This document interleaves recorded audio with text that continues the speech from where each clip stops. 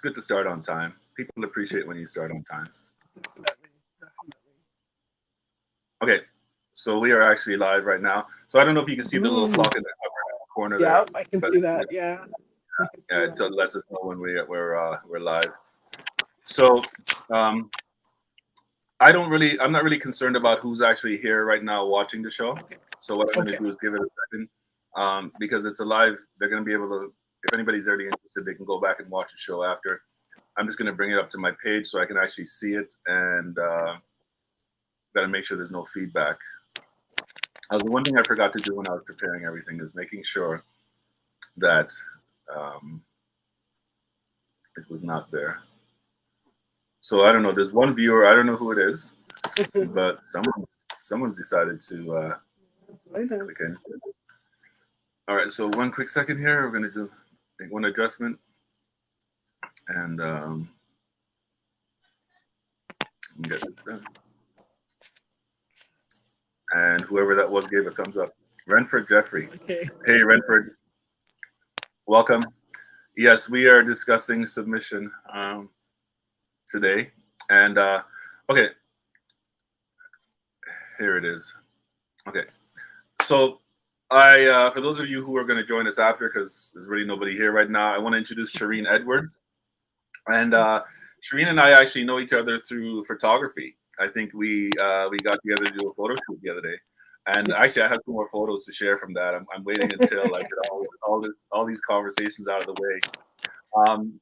But welcome. This is a conversation around the subject of submission. And one day I was sort of sitting there, and I decided to talk about it. And the feedback from it was really, really crazy, positive.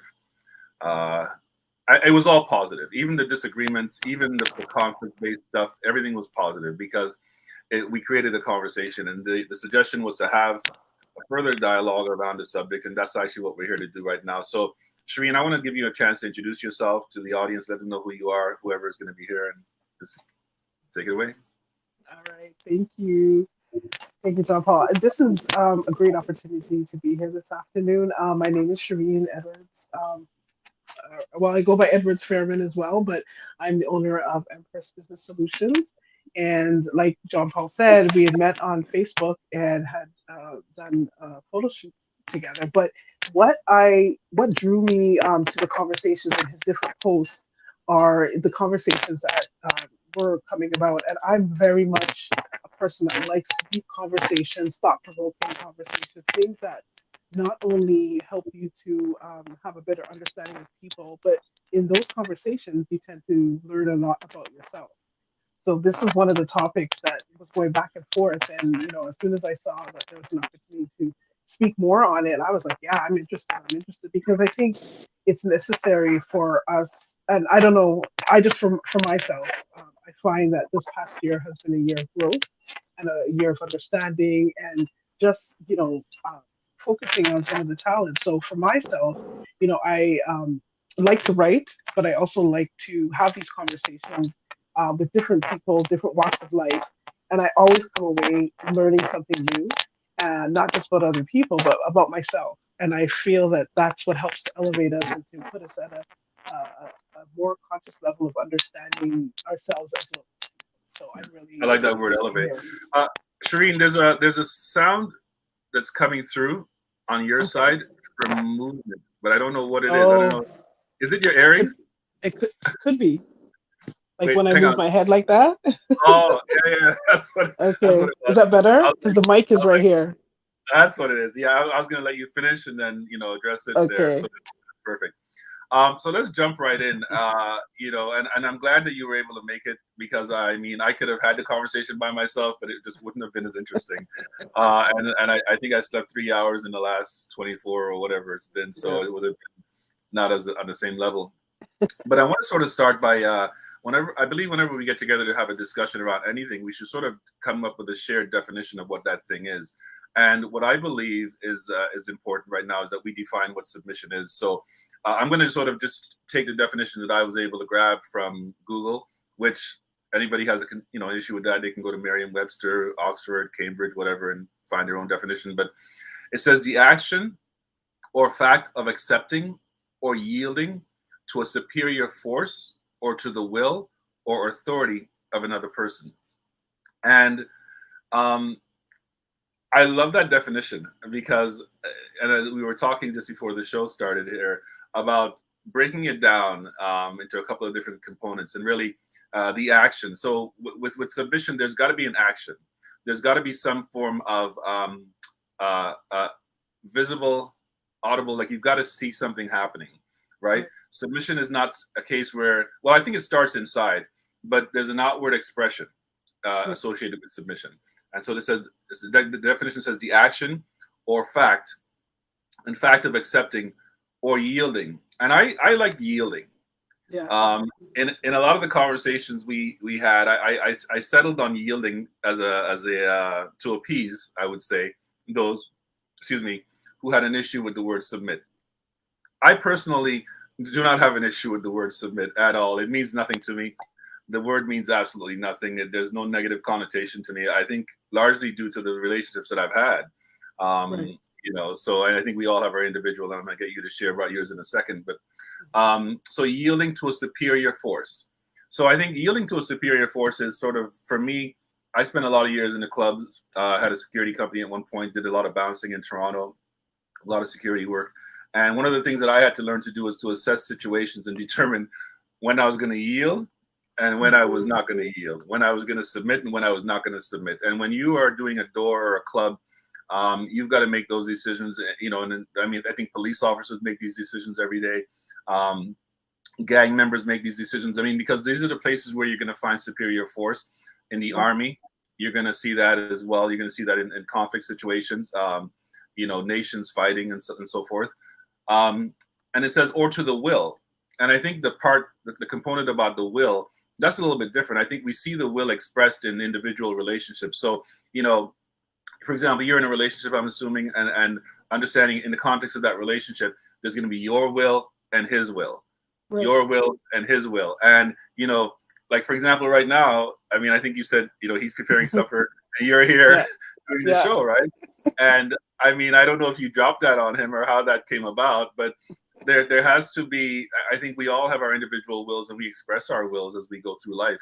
And I think when it comes to submission, it's a matter of, you know, in a relationship is determining, okay, like, how do I yield to this person's will? And do I want to yield to this person's will? But the will is different than a superior force. A superior force is very clear to see that guy's bigger, that guy's crazier, that army's more dangerous, you know, whatever it is, right? And the last one is authority. And I think authority brings into play government. For me, authority is government. For me, authority would be the military. When I was in the military, for me, authority would be when I was a customs officer.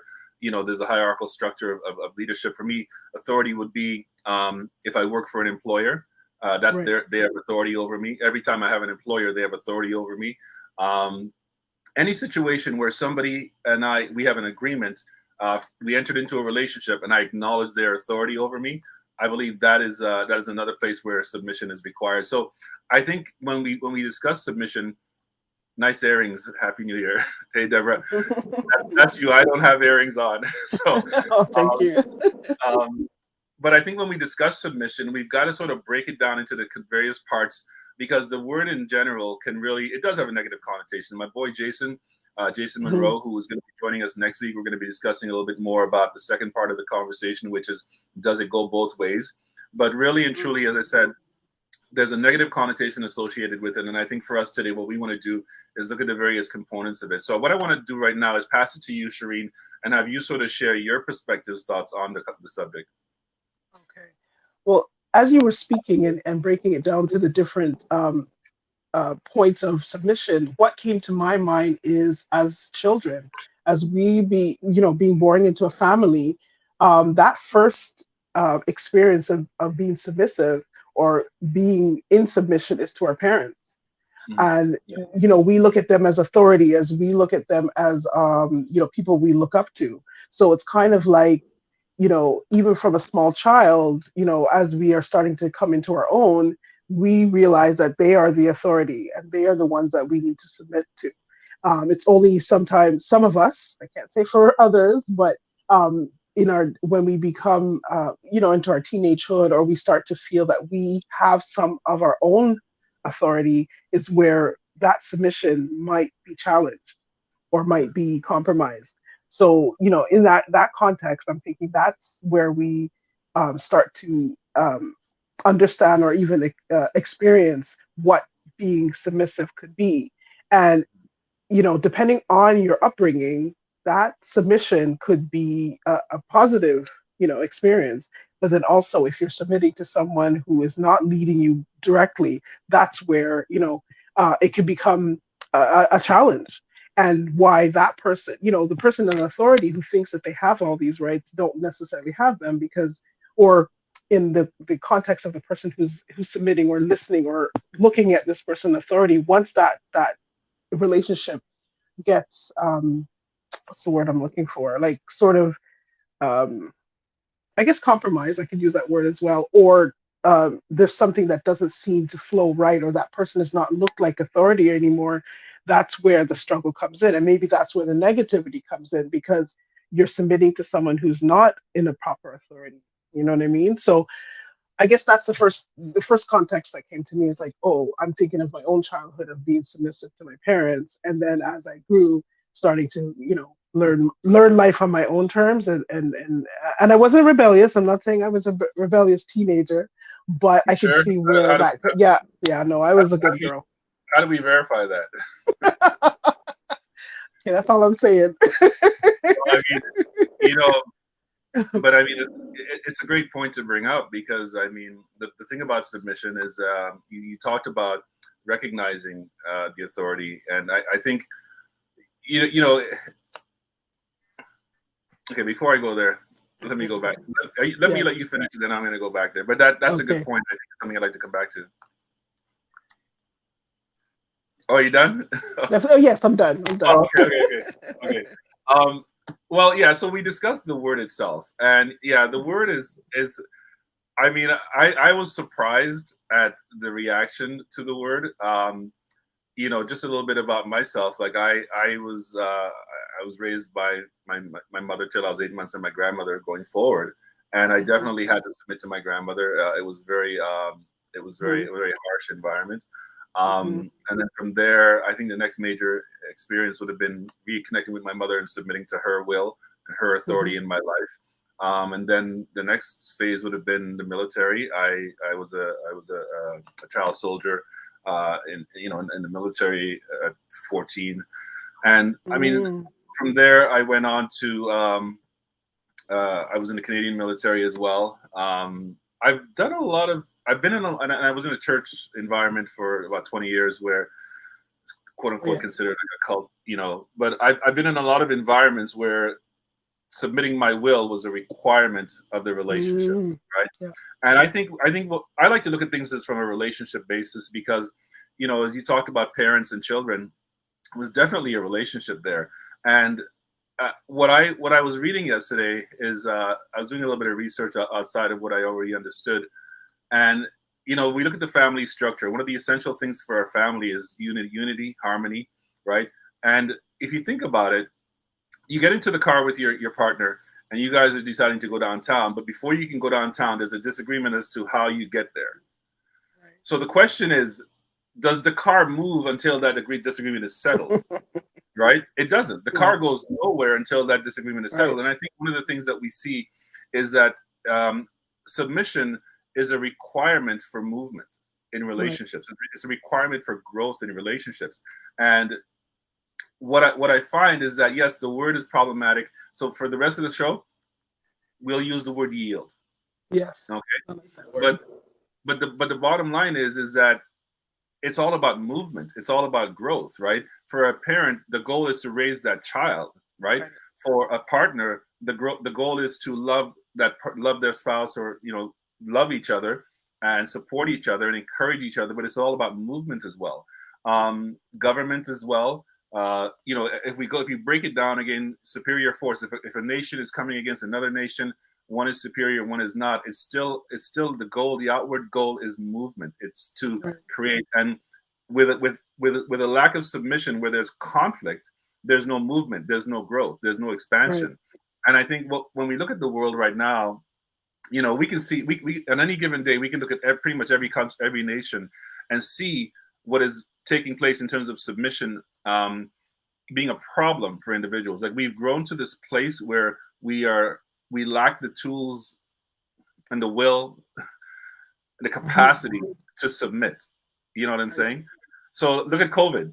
Look at look at COVID. I was talking to my son.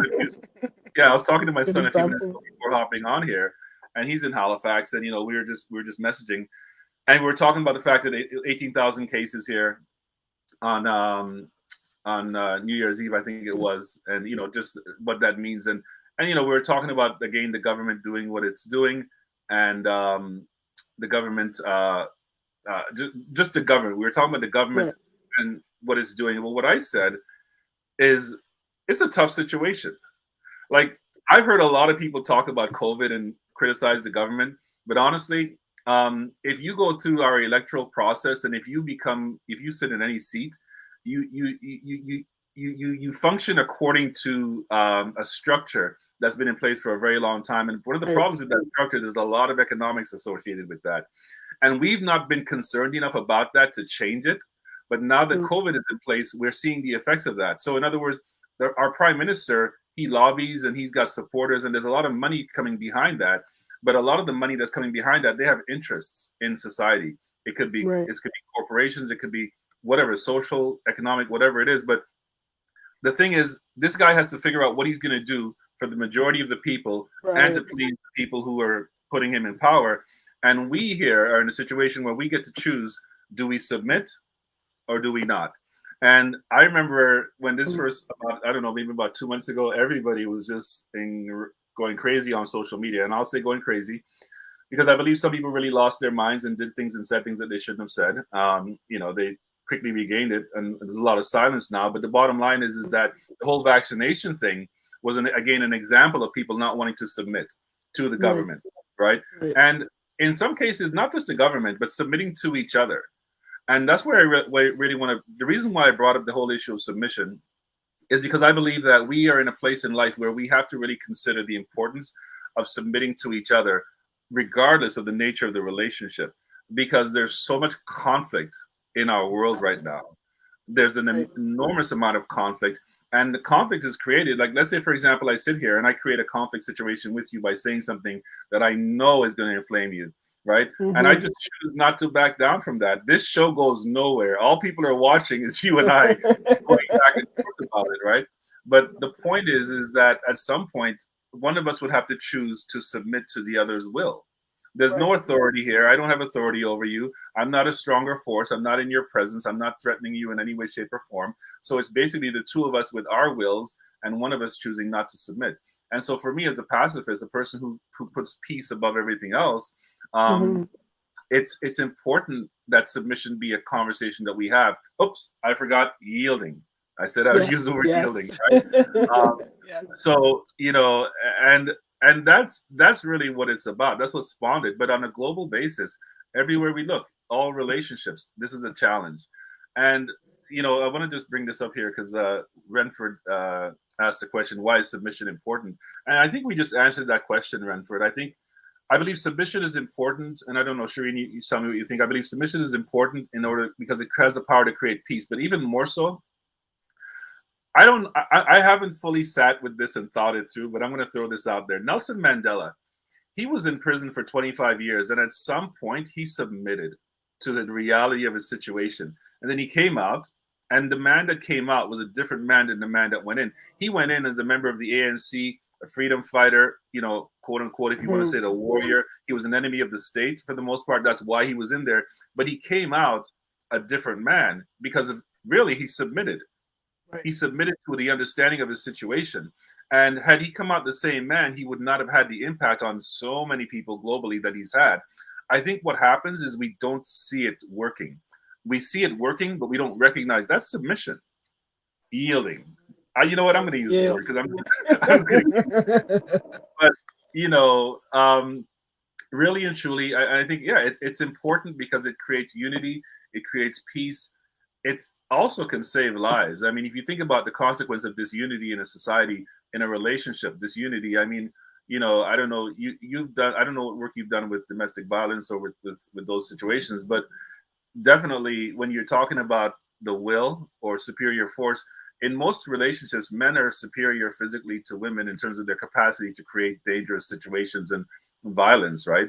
And that's one of the places where it's important for the man. That's why I wrote that post about a man who doesn't submit to his wife doesn't love her, and Hmm. everybody was like, had a lot of, not everybody, but a lot of Yeah. people were feeling me for that one. And I do that. I write those things intentionally. I could have chosen a different word, but I wanted to use that word. I wanted to sort of Hmm. shock the system to a degree, because I believe that when you look at when you look at what love really is and the consideration that has to be shown, is a greater degree of releasing of self associated with loving than there is Right. associated with submission. And it's interesting, I think that's a really important point, is from a secular perspective as well as a religious perspective, it's the same requirement. It doesn't matter if you're in a church or a mosque or you're Jewish. Yeah. Religion and submission and secular lifestyle and submission, it's the same requirement. It has the same impact, I believe. And so that's why I sort of wanted to have the conversation. um, it's a good question here. I sort of wanted to have the conversation just to delve into this, and Right. I don't know if you want to sort of take that there. He said, Renford said, in the presence of abuse, how much do we yield? And that's an excellent question. Mm. Um, I don't know if you want Hmm. that, Shireen, because I've been talking Wow. and Well, I kind of, before I answer that question, I kind of wanted to go back to what you said about Nelson Mandela submitting to his situation. And it wasn't necessarily that he was submitting to the situation on a whole, but his current situation. yeah, And by doing that, that allowed him to grow and come out as a different person, just like you said. And that really triggered something in my mind because I'm thinking, okay, that contest of, or the idea of submission is for other people, but sometimes it's for our own growth and for our own ability to change situations, because we could be looking at a situation from one perspective and saying, well, I my way is the right way, and so forth and so forth, and causing that conflict, whether it be good or bad. But once you're able to kind of see it from either another perspective, or at least to be able to say, okay, for my own personal growth and for my own elevation, this is what I'm going to do. yeah, um, it's not necessarily saying you're agreeing with the situation, but for your own personal, safety, I guess, or for your own personal growth as well. And that's why I'm thinking, like, in the question, in the presence of abuse, how much do we yield? That's a mhm, tough, that's a really tough question, because depending on the situation, like, I know I'm more for peace.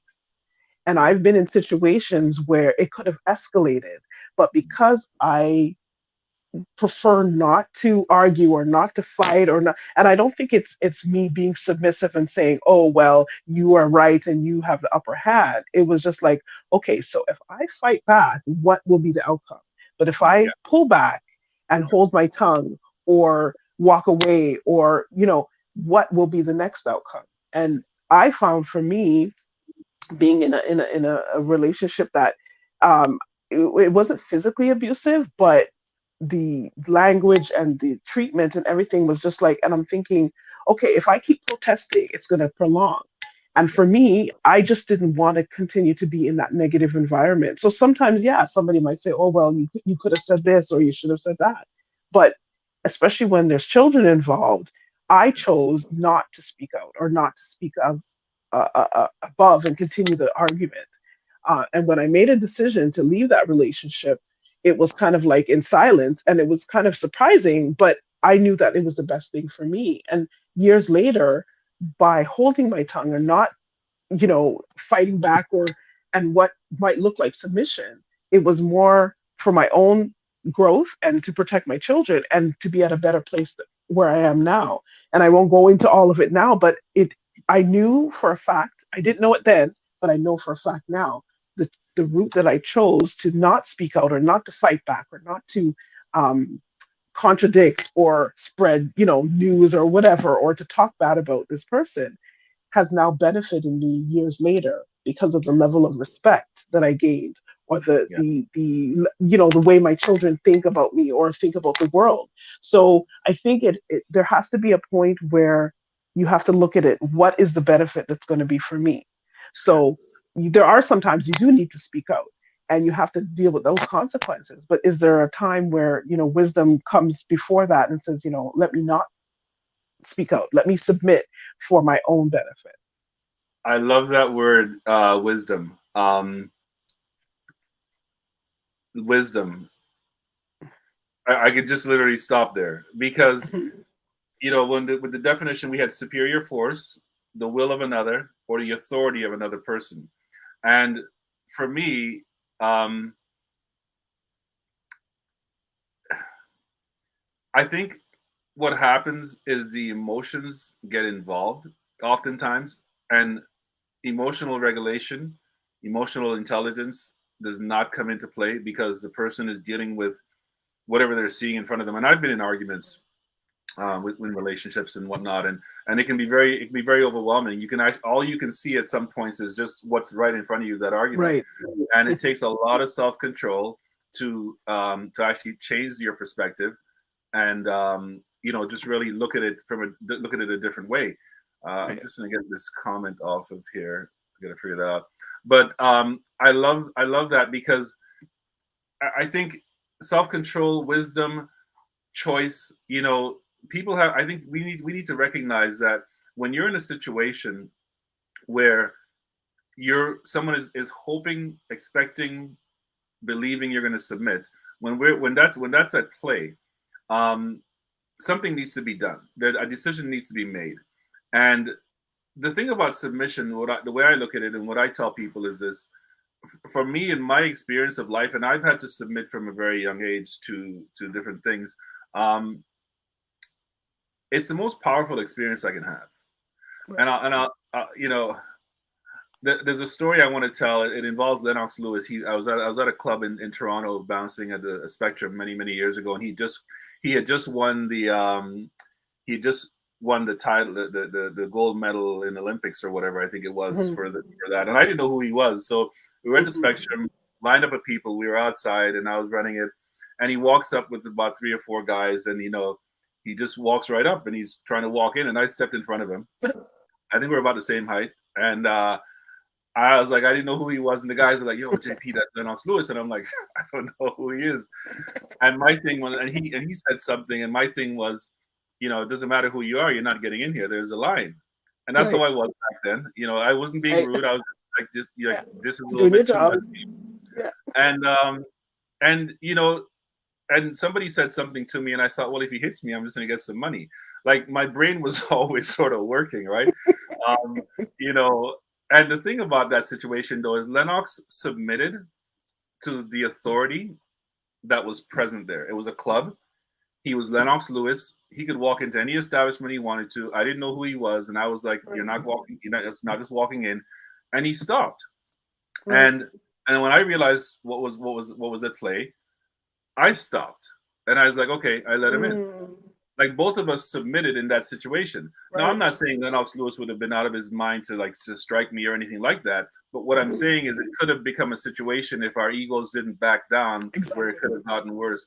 And one of the things through bouncing and security is a lot of that took place. Mind you, when I was in customs, a completely different story. When someone's in customs in secondary, I have all power over them. Like Right. you have all the power over them in Canada and in the US. Mhm. They can't do nothing. They have no rights, no nothing. Well, they have Right. some rights in Canada, none in the Yeah. US. And so it's about the exercising of the authority and what you're going to do. And there's times when, even when you have the authority, when you have to submit. For example, if you're a judge, you have a lot of authority in the land, but at the same time, you as a judge go to see your doctor to get I don't know, maybe a colon cancer or something treatment or whatever. The doctor Yeah. tells you do this and this. You're going to do it.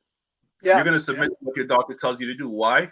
Because it's wisdom, right? Right. And I think Right. what we have to recognize is, yeah, we don't like the word, but why don't we like the word, right? We don't like the word because of the historical context, the abuse. And you mentioned something which was really great, and I'm going to let you to speak to that. But you talked about suppression, right? Mhm. Now, the consequence here is that, yes, as a result of the history and even the things that take place today, we have an issue with the word. But if you think about it, nobody can force you to submit. Nobody. You cannot be True. That's forced true. to submit. It is always your choice to submit. Right. You could feel their will. You could see the size of their army. Yeah. You could understand their authority and the consequences associated with not submitting, but you Right. still have a choice to submit. And when I ran a mental health community for a very long time. I gave it up a little while ago because Hmm. it was really a lot. Yeah. It was on Facebook. We had about 25,000 over various platforms. And one of the things that Wow. was consistent there is you understand when people are struggling with their mental health. What I always wanted to get them to encourage them to do was to make a choice.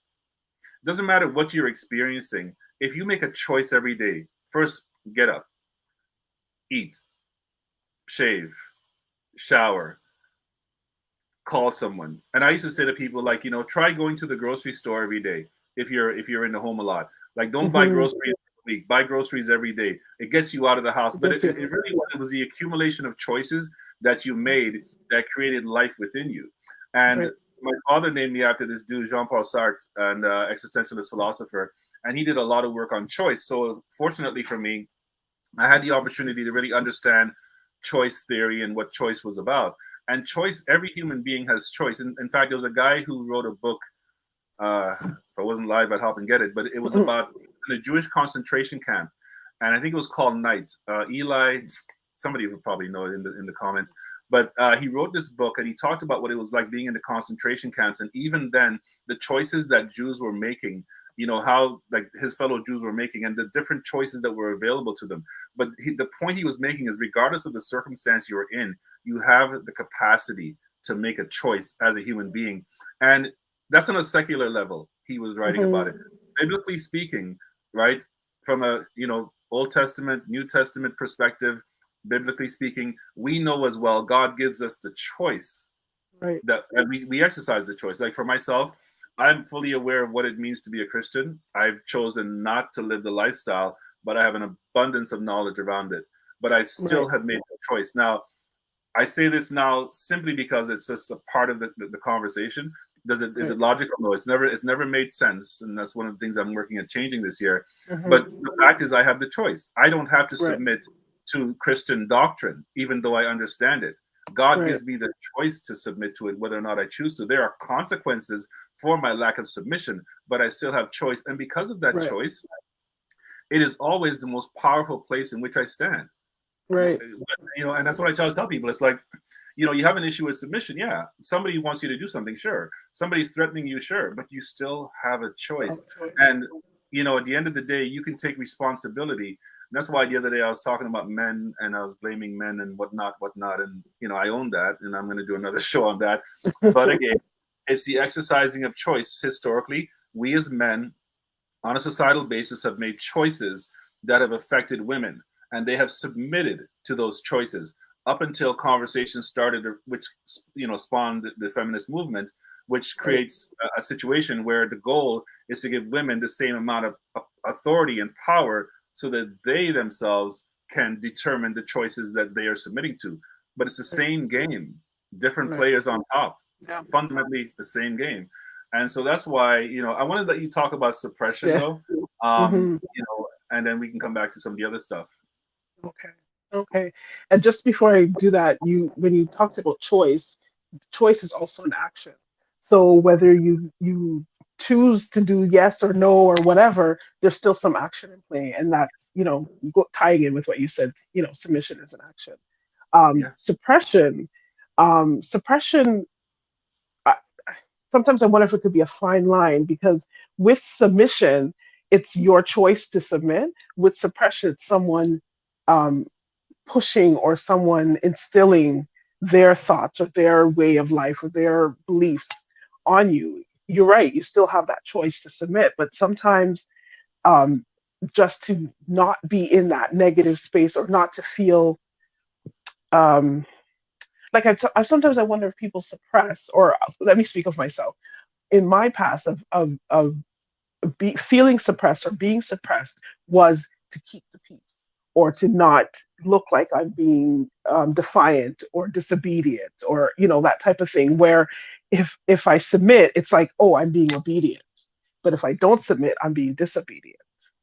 And a lot of times being in that space or in that suppressed state, you don't even realize how suppressed you are until you start to see things from a different perspective and make that choice now not to submit or not to yield or to make that change and say, well, okay, I'm going to change my mindset or I'm going to change my situation and start to fight back. Or I mean, maybe fight is the strong word to use, but it's in that, to me, suppression is, I always think of it as negative, whereas Mm. submission could be looked at as both, and like you said, most times that word just seems to be negative, but I really feel like it's a part of being wise. It's part of keeping the peace and doing, and in the context of whether it's a romantic relationship or a work relationship, there's an outcome that you want to happen.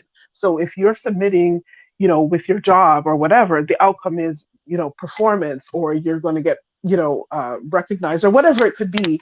You do it because there is going to be hopefully a positive outcome.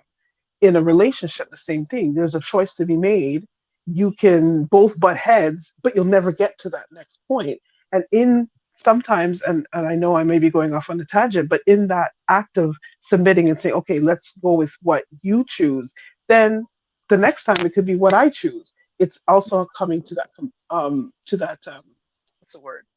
Uh, um, not Compromise comparison, compromise. That's it. or that On agreement. compromise. That Yes, that agreement. agreement. Yeah, Yeah. because it's for the benefit of both of you. So Mm. it's in that sense where, and I find it also has to do with the nature of the person. Some people are just combative, and it has to always be my way, but that can't be healthy for anyone. Whether the person who is being demanding and the person that's trying to please or trying to, have a relationship with this person, that is going to wear off very soon. And Yeah. I know we have more, we'll get more into it in more detail, but the idea of submitting or yielding to someone, there's so many benefits that can come from that, because at that moment, you know, yeah, you need to yield to that person because the benefit on the long term is gonna be great for both of you. And I'll wait to expand on that as we go further into the conversation. Yeah. I want to actually I just posted Kalina's post there. Cole, I've known her for quite a while. And she said, I feel that especially on submitting to keep the peace. And you talked about combative people, and I've dealt with combative people. I've been a person at times who can be considered combative. I believe sometimes we become combative when we are functioning from severe fear, a lot of fear, Mm, unable to reason. Um, yes. so you got to remember, I've worked in bars and clubs and whatnot, and law enforcement, and I've done other things. But in those situations, I definitely dealt with combative people, and oftentimes there's a disconnect in that person that they don't relate to, or they can't, sorry, see, and also a lot of pain, a lot of fear, right? Yes. Cornered dog syndrome, all that. But Mm, I want to hop to this. In the presence of abuse, how much do we yield? And I don't think we answered that question. And Renford, I would say, like for me personally, in the presence of abuse, abuse is a repeated act. Generally speaking, I think the definition has in some of the definition, there's a component of repeating. So if you are in a relationship with somebody who's abusive, on a secular level, the law provides you with remedy, and your family, friends, people will give you advice, but it's at the end of the day, it's your choice to remain in that relationship. On a religious, spiritual level, and I'll speak to Judeo-Christian because that's what I'm familiar with. I don't believe any other religion really focuses on these things in the same way that the Judeo-Christian religion does. And in that environment, if your husband is abusing you, then he is not. If he's repeatedly harming you in a manner, physically, emotionally, spiritually, whatever, he is not a spiritual man. And I'll say that because it's a fact. Um, the Bible specifically commands a man to be considerate as he lives with his wife. The reason for that, he says, and Paul says, no, Paul says there's a consequence associated with not treating your wife properly, and is so that nothing will hinder your prayers. So a man who mistreats his wife, God doesn't hear his prayers. And if God isn't hearing your prayers, there is no relationship. And if there's no relationship, then you're not a spiritual man. So basically, in the presence of abuse, you don't have to yield. You don't have to submit, right? The Bible allows for a woman to separate from her husband. Secularly speaking, there's no issue there. You do what you want to do. So you do not have to yield to abuse. It is your choice, right? And as you said, Renford, I think the other point you made here, which I want to show, is we should never surrender our right to choice. That's a God-given right. I understand what you're trying to say there. I'm going to disagree with you here, just simply because of this. I believe choice is not even something that we can give up. I don't believe we can give up our choice. I believe if we give up our choice, that is a choice. If that makes sense, it does make sense. So when we give up, if I say to you, okay, so the Bible commands a wife to submit to her husband in everything, biblically speaking, religious basis, submit to her husband in everything, whereas it calls a husband to love his wife. So everything breaks it down. Today, this instance, constantly choosing to submit to your husband, right? An attitude of submission is present, but it's really, as we know, every situation, it's a choice. So it's a constant state. Wives abuse too. Yes, wives do abuse. It's a constant state, and so it's not a constant state, right? There are days when you don't have to submit to your husband because he ain't asking you to do nothing, but your heart, your posture should be a certain place.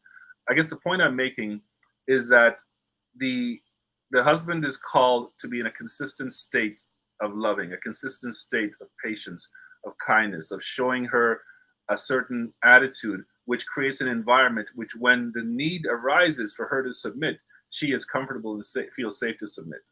And that's on a religious point. The bottom line here, though, there is no conflict between secular and religious when it comes to submission. They're both there's agreement on both levels. In fact, in the West, our legal system is based largely on Judeo-Christian teaching and philosophy and belief.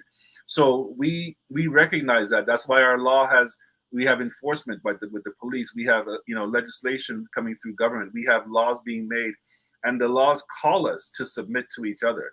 And the reason we have to submit to each other is because, as you said earlier, it provides peace. I said peace, but it provides safety. It provides an environment in which we can grow and thrive. And without it, we have chaos. Because the thing about it is, when you study sociology, first thing we do when we come together as a community is we create laws and understanding that allows us all to be safe with each other.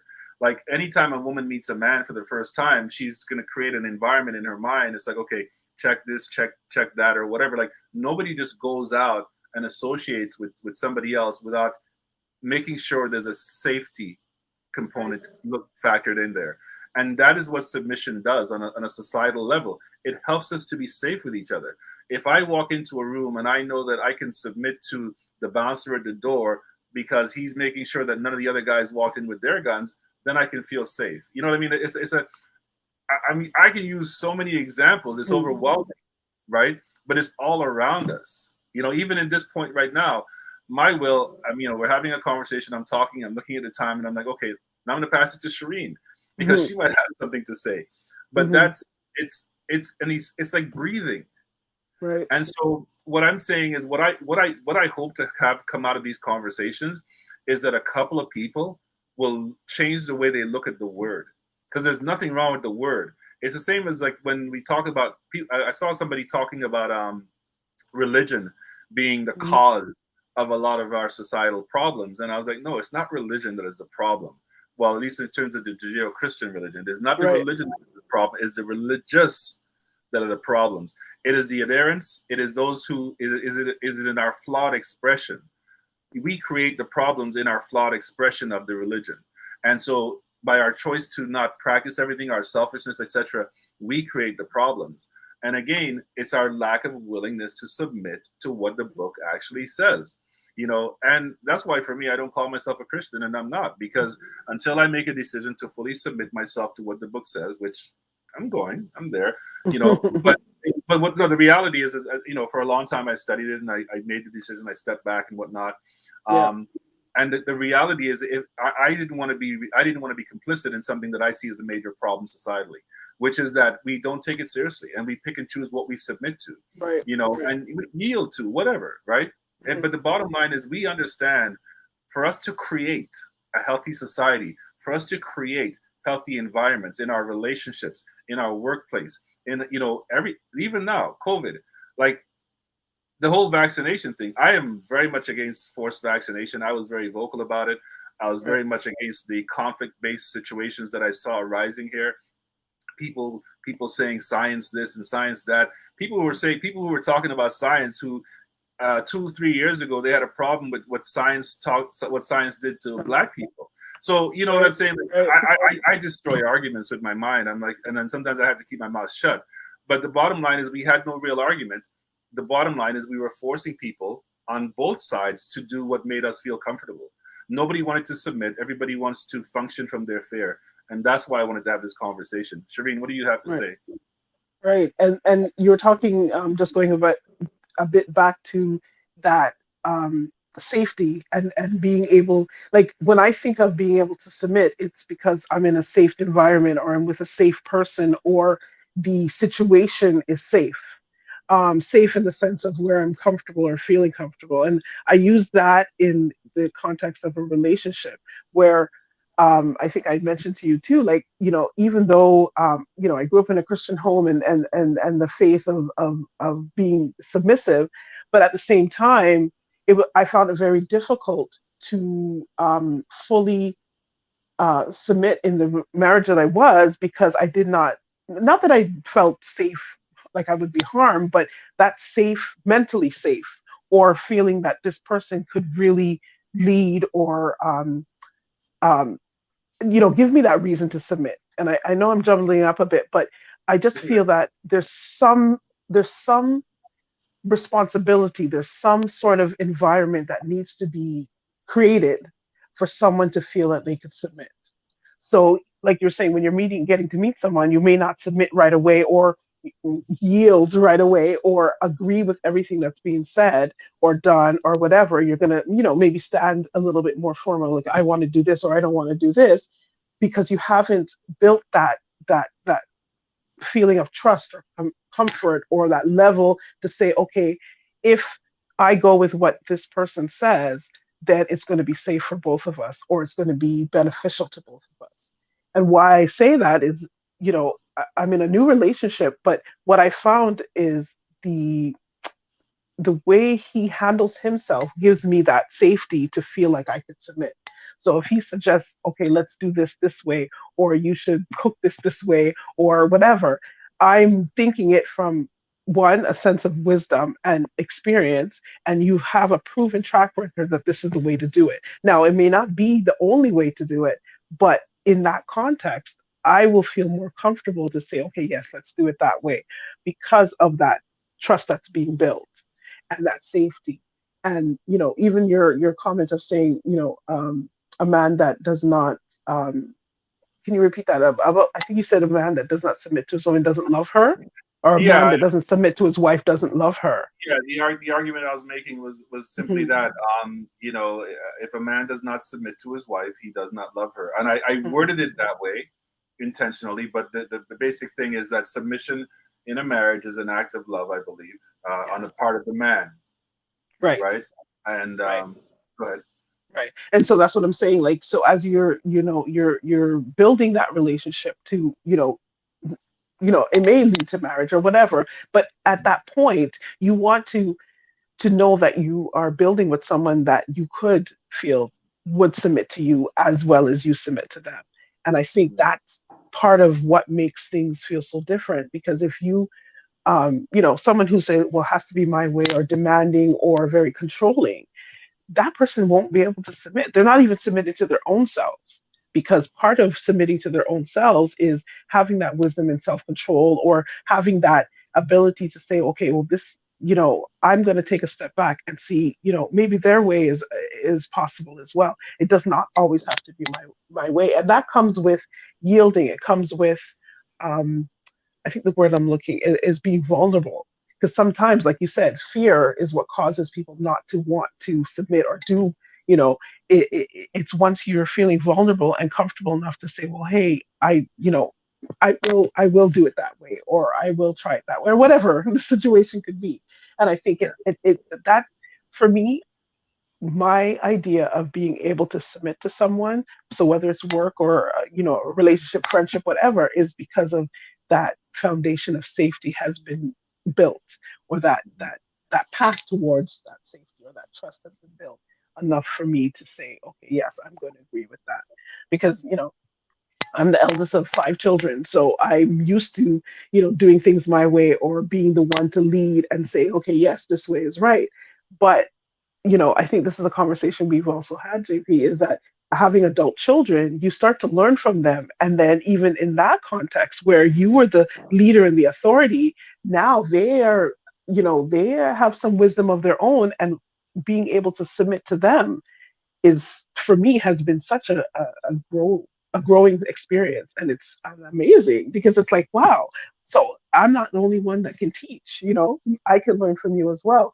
And that's Yeah. where I feel that ability to yield is such a it's such a way to grow and to elevate. And I like that word elevate, because it's going Yeah. from one level of thinking to going to another level of thinking. And it's not about being superior or thinking I'm better than the next person. It's just having a more open mind and a more conscious thinking, so that when these situations come up, you're not going to use your ego, or you're not going to use your emotions to lead how the situation goes. You're going to think about the whole bigger picture and be able to say, okay, well, this is a great opportunity for me to yield, because in yielding, I'm going to grow. In yielding, I'm going to show respect to this person. In yielding, I'm going to better the relationship between the two of us. And that's Yeah. kind of how I look at it. No, I like it. You made a number of great points, and I want to hit on them before my mind loses them because I'm not writing. The ego. I look at the ego like a stallion, an unbroken stallion. Often, I think a lot of people function from ego, myself included. We all do, and it's very, very difficult to manage the ego once it gets, once it's on a roll. The other thing, so let's see here, a collaborative approach. Yeah. The other thing is, you talked about your son. Like, I had an experience this summer with my son where um, we were dealing with a family matter, and he's 21 now. He turned 21 in July, and he said, "Dad, I think this is what we need to do." And I stopped, listened to what he said, and I felt it, and I was like, "Okay, we'll do that." My son, he put forth an argument for why he felt we should take a certain course, Mhm. but I stopped. It wasn't the course I was thinking about taking, but I stopped, listened to what he said, and I made a decision. And by doing that, his decision became my decision. So the question that was up is, what do you think submission is not? I believe submission is not just somebody saying we should do this and you saying okay. I believe for me, my partner, my wife would be a person who I say, this is what I'd like to do. She stops, she considers what I'm saying, and there's agreement, right? Um, why does she have to consider what I'm saying? Because the Bible says, and I mean, I'm going to move into the Christian sphere because I think so much there. You know what I mean? Yeah, I think yeah, so much yeah. there. But she has to consider, because without consideration, you can't make a choice. Some people function on automatic, meaning they just believe, like, submission is not just, yeah, whatever you say, I'm not going to think about it, and then you're like, how did we end up in Niagara Falls? Like, that's not submission. Submission is, okay, if we're going to go to Niagara Falls, the kids have school on Monday, like, you stop, consider, and then choose, right? Right. And you choose as much as, I mean, if there's an objection to be had, right, this is where a husband submits. Well, honey, I know you want to go to Niagara Falls, but consider this. the roads, the weather. We might be Right. back late, blah, blah, blah, blah. And then the husband at that point still gets to choose. He still, because she's still, in a religious context, she Hmm. still gets to air her thoughts, share her thoughts, however you want to put it. He still respects, if he's smart, listens to them. He still makes a decision. If his decision is to submit to her will, her suggestion, and because it's not, he does, a husband does not submit to his wife's authority, and she doesn't have a wife does not have a superior force over her husband, and she has no authority over her husband, but she has a will. And because she has a will, the husband at times will submit to her will just because she is the suitable helper, Right. as described in Genesis. So the suitable helper is there to help you make decisions that are best for yourself, Right. the family, your relationship with God, community, whatever it Right. is, No, right? that's right. She is equipped. You choose if you're choosing from wisdom, you choose a person equipped to help you do whatever it is you are supposed to do. Right. Based on that, if you got to make a big decision, yeah, you go to her, you talk to her, right? You say, well, this is what I want to do, and she's called to submit in everything, but she's not called to just do it without thinking. The Bible Exactly. doesn't say she doesn't get to think about it. In fact, God works through her. The Spirit works through her in a Right. Christian context. So she has a voice. Now, in a situation where a man doesn't allow his wife's voice to be heard and to be factored into his decision making, then that man, I would say he's not. That's where I would say he doesn't love her. Right. Because love Right. is patient, love is kind, it doesn't envy, doesn't boast, isn't proud, isn't rude, isn't self-seeking, isn't blah blah blah. The whole Right. definition Right. of 13. That's my definition of love, which is also the problem because we have to have a definition of love, which actually expresses the degree to which a man is called to lower himself to others. Love is lowering yourself.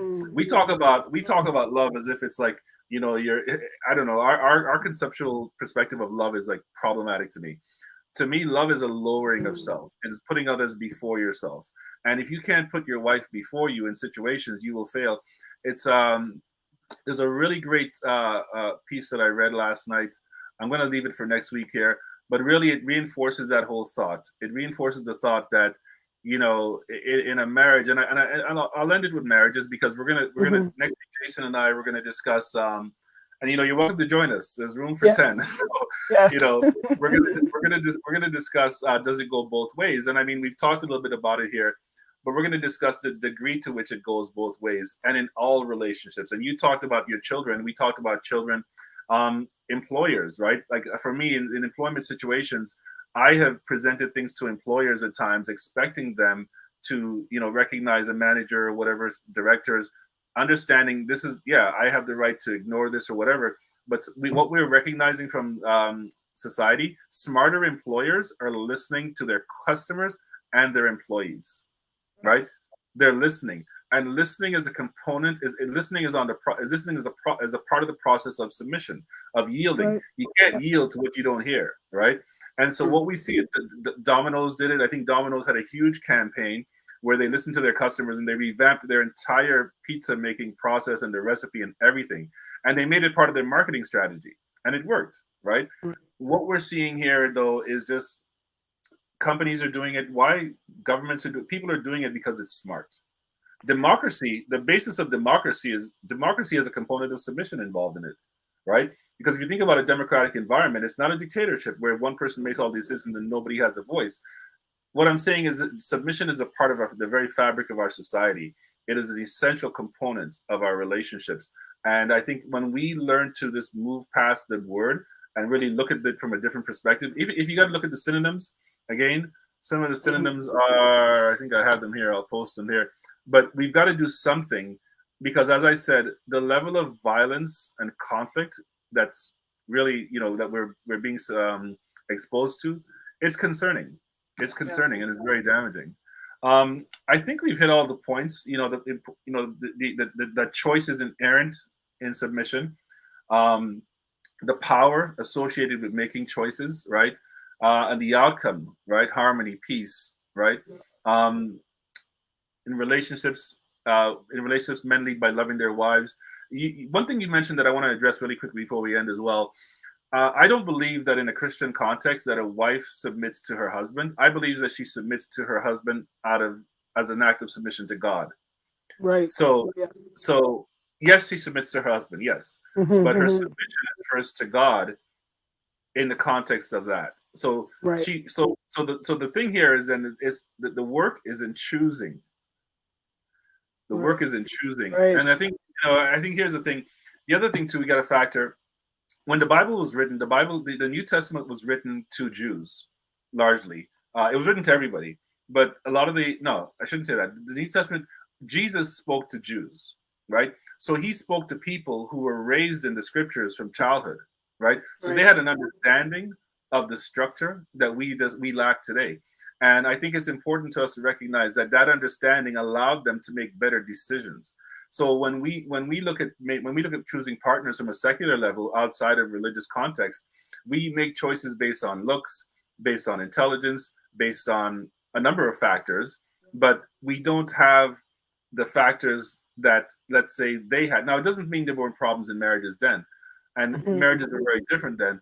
But Yeah. the bottom line I'm saying is, when the conversation around submission comes into play, that man is known in the community. He's been monitored. People have known him from Right. since he was a child because it was a smaller community functioning according to values and laws.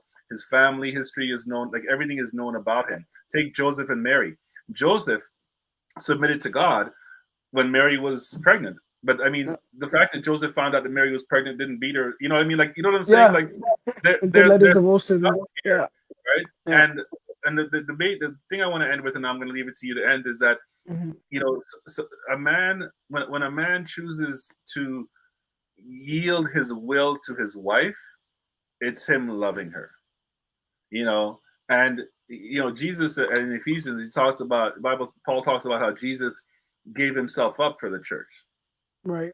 Now, I'll tell you any day, I would rather submit to somebody than give myself up for that person. Right. Because when you Right. give yourself up, that means everything. Yeah.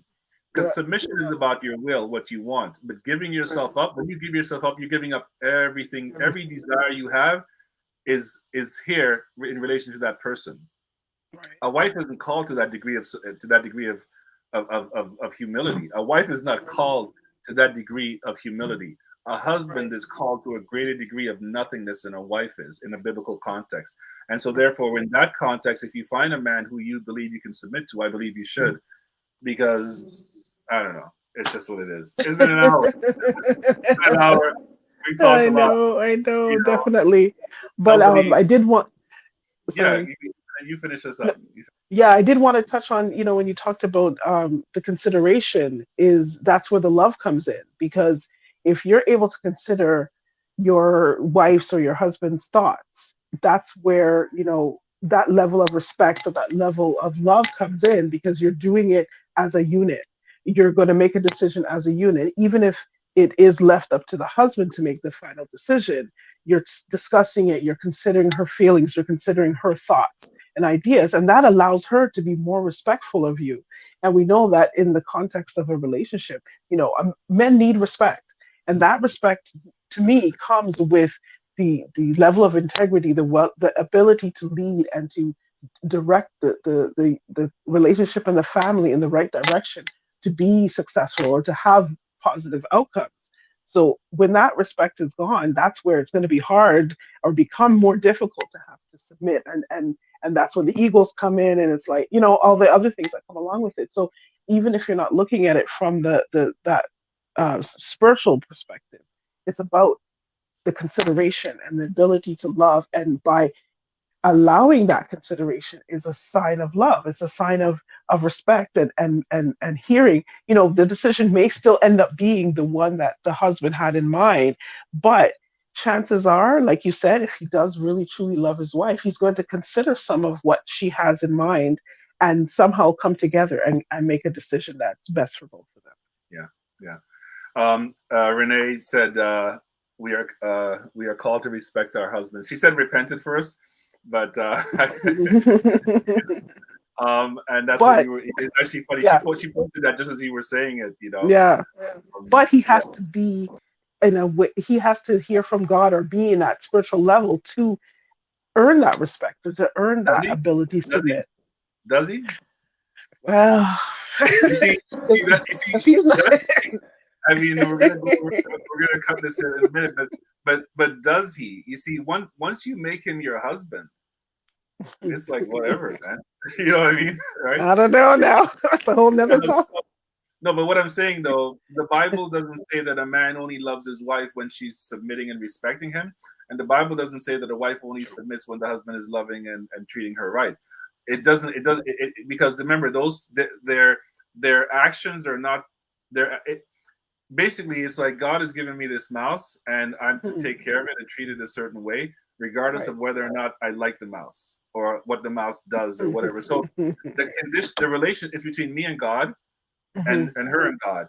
And for me, that was a big thing I had to learn in my marriage, and I failed at it because all I could see was her like disdain for me, and there was a number of things that at play there. Yeah, But yeah. the point is that I've had to grow and mature as a man, and I'm still working at it. But one thing I'm very clear at is that I marry a woman. It has nothing to do with her behavior, because her behavior is subject to her emotional state, and emotional states are not Mm. constant. And if you function, if you treat a person based on their emotional state, you will have an inconsistent up and down relationship. And a man is called to lead because he is thus swayed by his emotions, supposedly, right? So, in biblical sense, right? So, what I'm saying is, what I'm putting forth is that, you marry somebody, it's what you get. You chose that person. You did whatever due diligence you had to do or didn't do. But if you truly are living biblically, that's your choice. God expects you to do one thing: respect if you're the wife, and submit if you're the wife, love if you're the husband. And you can't be like, yo, she was this really off today and she was talking smack and I couldn't really get what she was talking about. It could be her period. I don't really know. Yeah, Maybe the kid yeah, doesn't matter. I was like he's not down for that, right? yeah, And yeah. and that's what people put forth. And these conversations, as far as I'm concerned, are meant to challenge that. It's like, biblically speaking, nah, dude, you're done. You know what I mean, sister? Nah, you made the Yeah. decision. You're stuck. This is your This is place. what you have to do. Secularly, on a secular basis, listen, I've had enough of secular life. I've had enough of life without formative Some structure. control. Yeah, yeah, Yeah, yeah. I just, what, honestly, it's beating the crap out of me. So, I think, and here's what it comes down to, and I'll end with this. The reason we end relationships is due to moral standing, where a person stands morally. Your man is a man. Morality is, how you speak to your wife, how you treat your wife. You're gonna beat her, you're gonna listen to her. Like, your Mhm. husband. Are you gonna abuse him? Are you gonna be disrespectful? Like, morality is it. Morality is it. Morality is why we have. Morality is the greatest gift that the Judeo-Christian religion gives to us, I believe. Now, every woman I've ever known who's had an issue with a relationship, on some level, morality has had a place to stay, has Right, had a place in the conversation. As for with men, so our greatest issue as people is our moral choices. right. We need a moral compass, and the secular world does not offer a moral compass. No. And that's largely the problem that we're having here, is we're forming relationships without a moral compass, and then we're asking people to act morally but with no direction. But with no And so they're, direction. Yeah. they're subject to all the whims and everything that comes at the relationships. And so that's why this conversation is important, because if people aren't going to be able to agree on something, they're subject to anything, and there's got to be something that creates peace. And so that's why I Right. say it's important to submit. And my little cousin, my little 5'3" cousin here, whom I love, says this, and I'll end with this: submission comes through love, both must love. Yes. I don't know if I Yeah. did that right. I think that's a good one. That wraps it up. Last word to Yeah. you. Yeah. Oh, Last word. I, I agree with that statement. It really does involve love, and like you said, it has to have some sort of structure, because without structure, you're not going to know, what to submit, not to submit. It's going to be a continuous ego battle, and not understanding. And like I said earlier, it's about you being able to grow from that submission. So whether it is to employer, to a friendship, to a relationship, it's the looking at the bigger picture and wanting and the desire to grow and to be a better person and to elevate. So yeah, Cool. that's Shireen, I my want to take. thank you for making the time on such short notice to take part Yes, in this conversation. It's yes, awesome. thank you, I thank love the you. insights that you brought. We didn't actually discuss it a lot, but it was really just No, perfectly no, tied everything in. right, right. Next week, yeah, next week we're gonna have the same time next week, Sunday, 4 p.m. Jason Monroe is gonna join me, and we're gonna continue this conversation, and we're gonna discuss, does it go both ways? We're also gonna move a little bit into, is it essential? I think we've answered all of that, but we're gonna keep Yeah, going. go into it. Um, Yep. yeah, and I don't believe in killing conversations. So if the conversation dies after the next show, I'll cancel the third one. But you're welcome to join us, Shireen. Love to have you back. And I Yeah, want to thank thank you. everybody who actually took part. I want to thank everybody who took the time out to comment and to engage this. And if you have any thoughts as to how it can be expanded, if you have any correction, anything that you think that I need to know or we need to know or we need to consider, please inbox me or leave a comment at the bottom there. But thank you all for an hour and 10 minutes and 48, 49, 50 seconds of your time. Thank you. Peace. Happy New Year, Yeah. Shereen. Thank you again. Yes, And thank tell your dude I appreciate him making you. the time. I hope the food is still hot when you get it. All right. Thank you. All right. All right. Thank you Take for this opportunity. It's my pleasure. care. All Have a right. great evening. Take care.